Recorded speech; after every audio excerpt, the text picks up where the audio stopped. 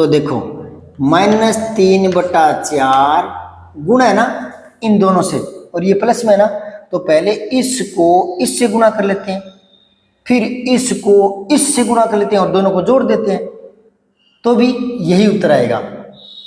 समझ में आ रही बात है? यानी भले ही घटाओ भले ही जोड़ कोई भी हो, गुणा में इनको वितरित करके जोड़ते हैं तो भी परिणाम वही आता है। इसी को योग और घटाओ में गुणन की वितरकता कहते हैं।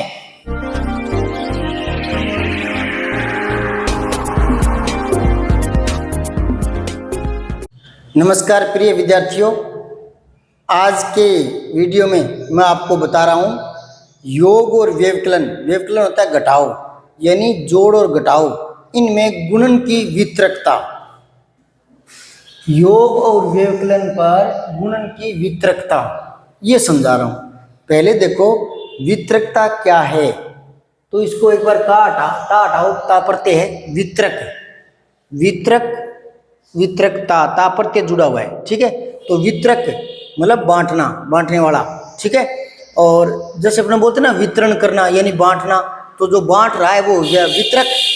जैसे डाकिया चिट्ठियां बांटता है ना, तो वितरित कर रहा है वो। कई बार इत प्रत्यय लग जाता है, इत वितरित। समझ में आ रही बात है? तो ये वितरण शब्द से ही अलग अलग शब्द बन रहे हैं ये। अब देखो वितरण क्या बताया मैंने, बांटना। तो यहाँ आप जो जोड़ वाली संख्याएं हैं, मैं प्रीमेय संख्या की बात कर रहा हूँ, पी बटा के और बटे वाली, उनमें जोड़ो या घटाओ, ठीक है, ये एक साथ ही हल हो जाते हैं। क्यों? क्योंकि जोड़ है तो जोड़ देंगे, जैसे 3 + 7 है तो ये 10 हो गया, और अगर 3 प्लस में -7 करोगे तो -4 हो गया। समझ गए क्या? ये तो एक साथ ही हल हो जाते हैं। तो योग और व्यवकलन यानी घटाओ में जो गुणन है उनकी वितरकता देखते हैं, मतलब उनको बांट कर देखते हैं। मतलब कैसे बांट कर देखते हैं कि इस संख्या को इसके साथ पहले गुणा करके फिर जोड़ लें, या इस संख्या को पहले उसके साथ गुणा करके फिर जोड़ लें। एक उदाहरण देखें, एक सवाल करके दिखा रहा हूं आपको, ठीक है। ये देखो आप 3/4 -3/4 इसको गुणा करना है किससे? इस संख्या से। ये बड़े ब्रैकेट में ले ली, ये है 2/3 प्लस -5/6, ठीक है। अब इनको अपने गुणा करके देखते हैं, इस संख्या को इससे। -3/4 गुणा में पहले इसको इकट्ठा कर लो, तो इसका लघुत्तम लेंगे ना। परिमेय संख्याओं का जोड़ या घटाव करते हैं तो लघुत्तम लेते हैं, बताया था कल वाले वीडियो में। तो 3 और 6 का लघुत्तम क्या आएगा? 6 आएगा। मैंने कहा था अगर यहाँ 3 होता, यहाँ 3 होता तो 3 आ जाता, यहाँ 6 तो 6 आ जाता। एक सी संख्या है तो वही आ जाती। और अगर ये एक ही पहाड़े की है तो बड़ी वाली आ जाएगी, और अलग अलग है, जैसे यहाँ 3 यहाँ 5 तो गुणा कर दो, 5 × 15, फिर 15 लघुत्तम आएगा। तो यहाँ तो एक ही पहाड़े की तो 6 लघुत्तम ले लिया, ठीक है। और निकालते कैसे मैंने बताया, निकालना हो बड़ी संख्या हो ना, बड़ी संख्या तब तो यूं निकाल लिया करो। सबसे पहले 2 का भाग दो छोटी संख्या से, तो ये क्या आ गया? 3। मैं भाग नहीं जाता, यूं का यूं लिख दो, ये आ गया 3, 2 × 3 = 6। अब 3 का दे दो, तो 3 × 1 3 × 1, ठीक है। नीचे जब तक 1 नहीं आए तब तक करते रहो, ठीक है। तो इसको अब गुणा कर लो, 2 गुणा में 3 कितना आ गया? 6। तो पहले ही बता दिया मैंने कि एक ही पहाड़े की है तो बड़ी संख्या आ जाती है, ठीक है। अब देखो आप भाग देंगे, 2 आ गया, 2 को 2 से गुणा करेंगे 4। अब ये प्लस है, ठीक है, तो 6 में 6 का भाग देंगे 1, 1 को 5 से गुणा करेंगे, लेकिन ये माइनस का होगा ना, ऊपर माइनस है तो -5, ठीक है, ये आ गया। समझ आई बात? और हल करते हैं, -3/4 को यूं का यूं लिख लेते हैं गुणा में। अब इसको एक बार और हल करो, ये क्या आ गया? -1/6। अब इसमें ब्रैकेट लगाने की जरूरत नहीं है, सीधा ही कर सकते हैं, ठीक है। अब काट के देख लो, 3 को 3 × 1 और 3 × 2 = 6। तो ये ऊपर का ऊपर गुणा किया जाता है, नीचे का नीचे जब गुणा हो ऐसे परिमेय संख्या में। तो यहाँ भी एक, यहाँ भी एक, ये माइनस का ये माइनस का, तो माइनस माइनस को गुणा करते हैं तो प्लस हो जाता है। तो 1 का 1 प्लस का, ठीक है। और ये क्या आ गया? 4 दूनी 8। ये हल करने से आ गया इसका, ठीक है। क्या है इसका परिणाम? 1/8, ये उत्तर आ गया, ठीक है। इसको हल करते हैं, तो अब दूसरे तरीके से करते हैं, फिर आपको वितरकता समझ में आ जाएगी, ठीक है।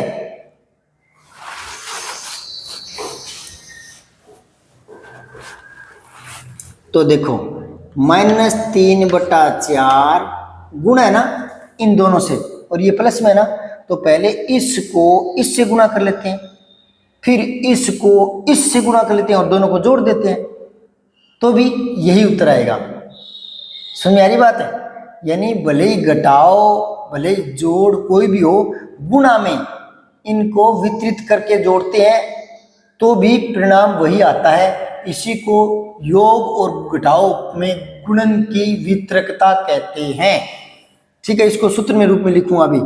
तो पहले देखो, दोबारा सुन लो, इसको इससे गुणा कर लो, गुणा है ना, गुणा कर लो, तो गुणा कर लिया मैंने 2/3। ठीक है, इसको इससे गुणा कर लिया, अब ये जोड़ है, जोड़ दो, इसको फिर गुणा करना है इससे, तो क्या आ गया, एक बार यूं लिख के देता हूं मैं, 3/4 गुणा में -5/6, इसको यूं लिख लेता हूं। ठीक है, तो अब देखो 3 1 का 3, 3 1 का 3, ठीक है, 2 1 का 2, 2 2 4, तो ये ऊपर आ गया -1/2।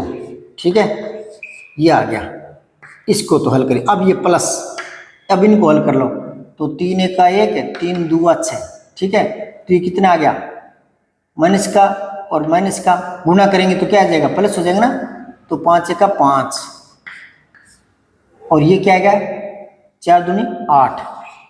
अब इनको हल करते हैं। ठीक है, तो लघुत्तम क्या आएगा, एक ही पहाड़े के, तो 8 बड़ी संख्या आ गई ना, तो अब इसमें भाग देंगे, 4 आ गया, 4 एकम 4, माइनस का 4। अब यहाँ प्लस 8 में 8 का भाग देंगे, क्या आ गया 1, इसको गुणा करें 5 एकम 5। अब इसको हल कर लो, माइनस के 4 है, प्लस के 5 है, तो प्लस का 1 बच गया ना, और नीचे 8 पड़ी है, वापस वही संख्या आ गई ना। तो आप क्या समझे, आप ये समझे कि ए, इसको ए मान लो, इसको बी और इसको सी, ये 3 संख्याएं हैं, -3/4, 2/3, -5/6, 3 संख्याएं ये प्रीमियर संख्या बटे वाली। तो इसको एक बार मैं ए मान लेता हूँ, इसको बी और इसको सी, तो बी प्लस सी है ना, बी प्लस सी को इसको गुणा करना है इससे, यानी ए को गुणा करना है, ये निशान नहीं होता ना, वो गुणा का ही होता है, इसको गुणा किया जा रहा है। ठीक है, तो इसको कैसे हल करेंगे, पहले इसके साथ गुणा कर लो ए बी, फिर इसके साथ गुणा कर लो प्लस लगा करके ए सी, ये एक सूत्र बन गया। ठीक है, ऐसे आप माइनस में ले सकते हो, ऐसे कोई भी संख्या है ए, इसको आपको गुणा करना है, गुणा, ठीक है ना, ये गुणा माना जाएगा। क्या करोगे, बी माइनस सी, प्लस की जगह माइनस कर दिया, तो क्या आएगा, ए बी को गुणा करो, माइनस में ए सी को गुणा कर लो, मतलब ये सूत्र भी बन गया आपके लिए। आप इन दोनों को जोड़कर ए से गुणा कर लो, ठीक है, या इन दोनों को गुणा करके जोड़ लो, बराबर आएगा। तो हमने इसको अलग अलग बांट दिया था, वितरण कर दिया था, तो ये वितरकता है।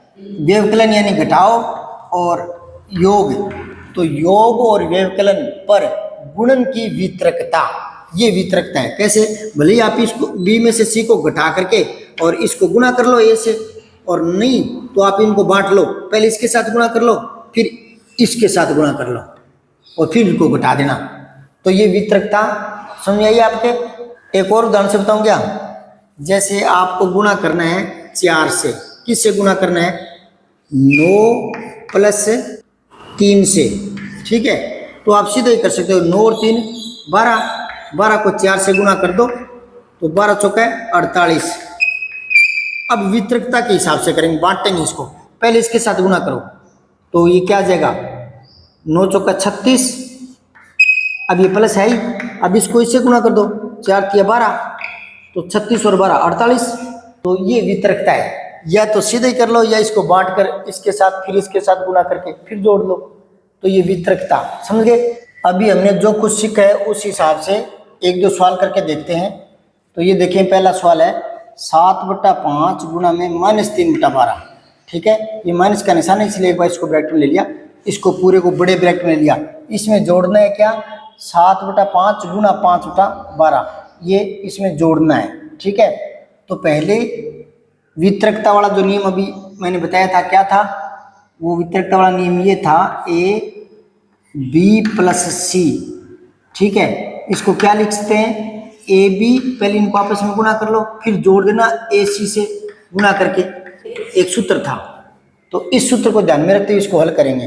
ठीक है, तो थोड़ा सा गौर करें। यहाँ 7/5 यहाँ है, 7/5 यहाँ है, दोनों साइड में एक ये पक्ष एक ये पक्ष, दोनों को जोड़ना है। ठीक है, तो इसमें 7/5 है, इसमें 7/5 है, इसको कॉमन ले लेते हैं। जैसे ये 2 है पद, ये पद और ये पद, ये प्लस है ना, तो ये 2 पद है, इनमें ए कॉमन आया था ना, कॉमन, तो ये ले लिया ना, तो b + c बचा हुआ है। तो इसी तरीके से देखो आप, ये एक संख्या है 7/5, तो इस पद में भी है और इस पद में भी जोड़ना है ना इनको। इस पद में भी 7/5 है, इस पद में भी, तो कॉमन ले लिया हमने, 7/5 कॉमन ले लिया। अब यहाँ क्या बच गया, इसमें से ये बार आ गया, तो -3/12, -3/12 प्लस यहाँ क्या बच गया, ये बार आ गया ना, तो 5/12।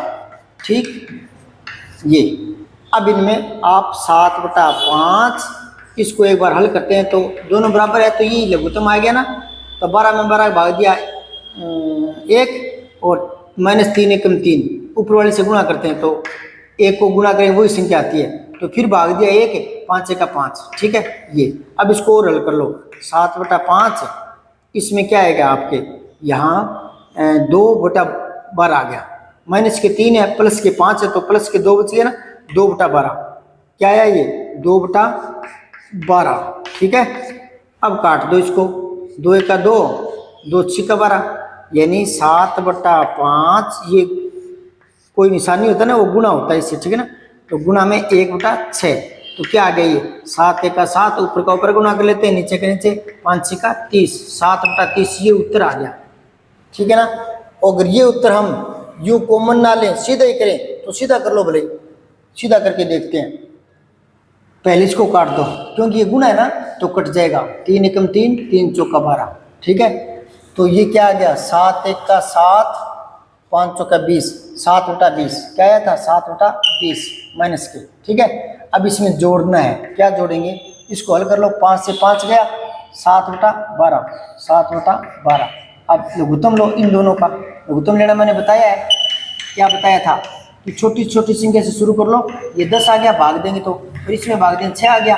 ठीक है, फिर भाग दो 2 का, तो ये 5 आ गया और ये 3 आ गया। अब 3 से दे दो, 2 के बाद 3। ठीक है, तो 5 में जाता नहीं, 5 का 5 लिख दो, 3 का चला जाएगा, 1 लिख दो, फिर 5 का दे दो, फिर 1, जब तक नीचे 1 नहीं आए तब तक। अब देखो 2 × 2 = 4, 4 × 12, 12 × 5 = 60, 60 लघुत्तम आ गया। ठीक है, अब 20 में भाग देंगे ना, 60 में 20 का, तो क्या आएगा 3, 20 × 60, 3 को ऊपर से गुणा कर लो, 7 × 21 माइनस के 21, फिर ये प्लस है। अब 12 × 5 = 60, 5 आ गया, 7 × 5 = 35।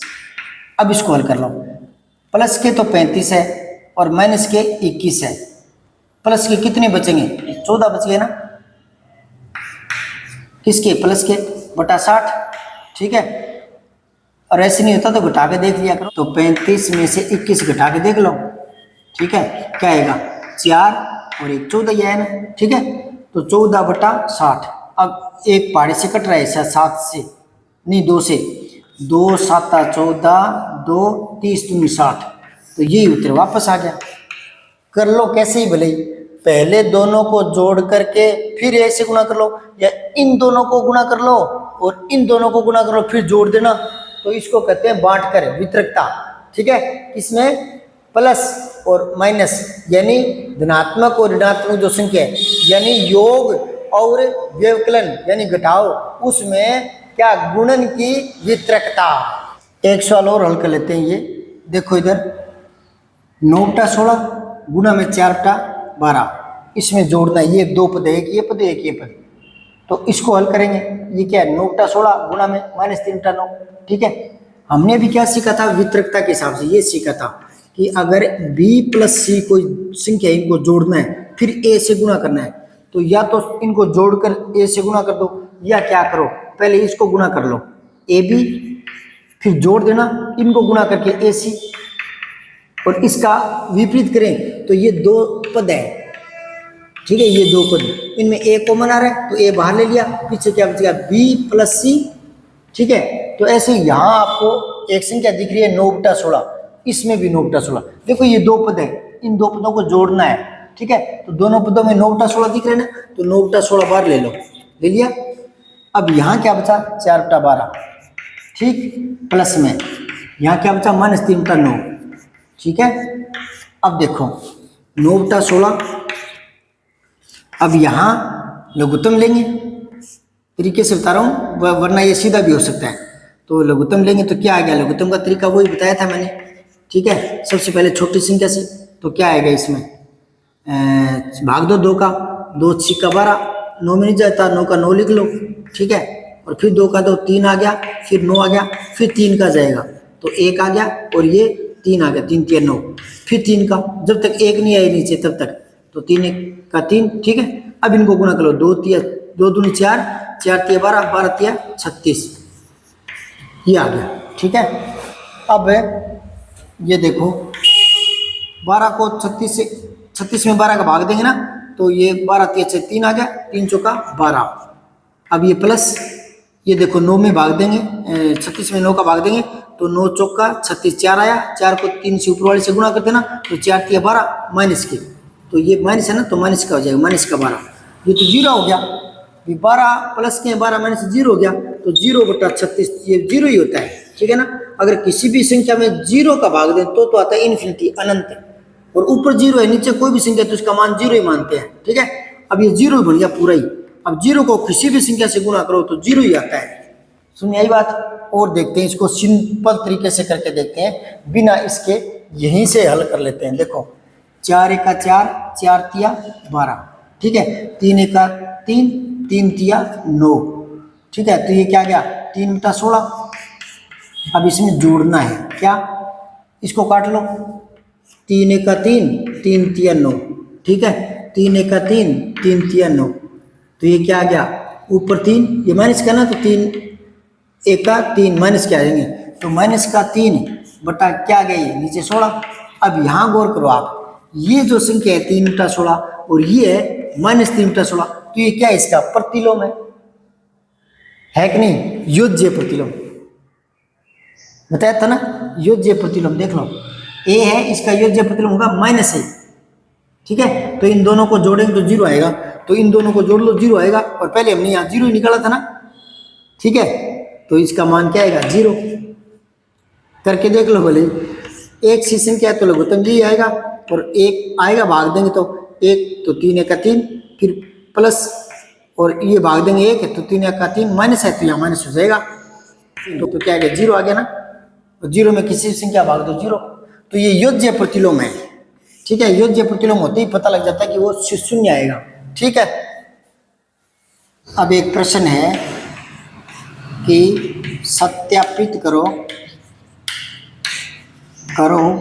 कि निम्न संख्याओं के लिए, नीचे संख्या दे रखी है, निम्नलिखित संख्याओं के लिए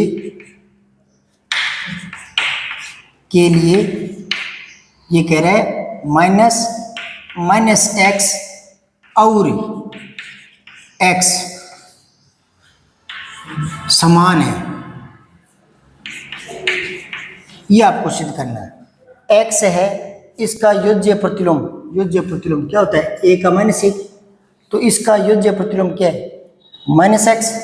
अब -x का योज्य प्रतिलोम वापस ये आएगा, ये सिद्ध करना है, समझाई बात।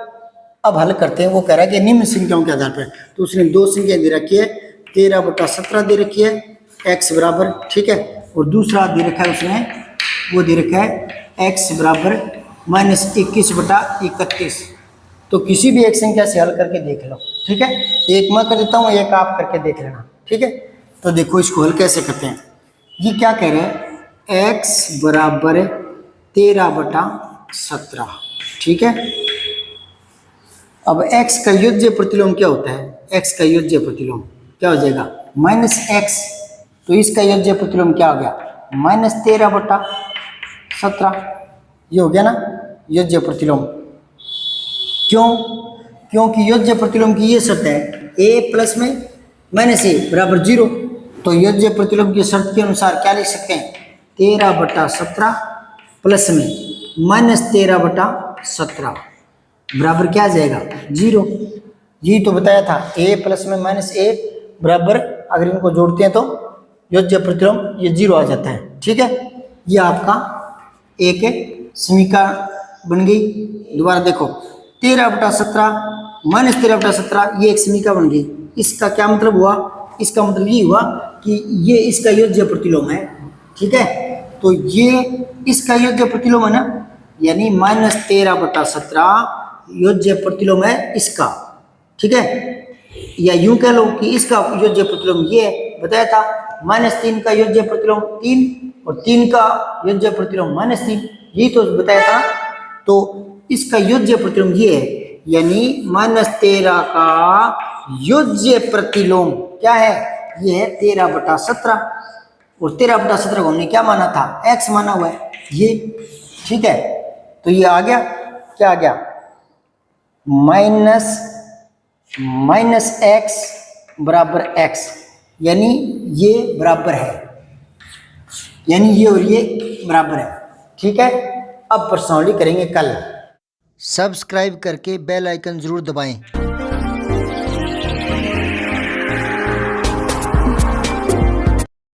जय हिंद, विजय हिंदी।